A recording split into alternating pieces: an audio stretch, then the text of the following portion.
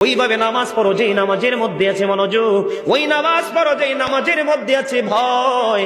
তুমি নামাজটা পড়তে হবে এমন ভাবে বন্ধু, একজন নামাজে দাঁড়ালেন, বন্ধুরে আমার, নামাজে যখন তিনি দাঁড়ানোর পরে তিনি বলতেছেন, আমি নামাজটা এমন ভাবে পড়তে চাই। কিভাবে পড়ি?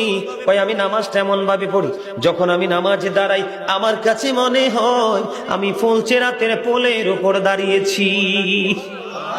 একটু যদি নড়বড় হয় আমি জাহান্নামে নিক্ষিপ্ত হব। তার মানে হলো আমি এতটাই মনোযোগের সাথে নামাজ পড়েছি যেন আমার নামাজটা বিন্দু পরিমাণ কোনো আংশিক ভাবে যেন অগ্রহণযোগ্য বলে আল্লাহর কাছে গৃহীত না হয়।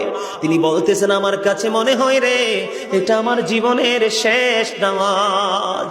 আমি এতটা ভয়, এতটা আতঙ্ক নিয়ে, এতটা তাকওয়া নিয়ে নামাজ পড়ি। আমার কাছে মনে হয় আমার পিছনে যেন আজরাইল দাঁড়িয়ে আছে, ডানে বামে সালাম ফিরাতে দেরি রে। আমার কাছে মনে হয়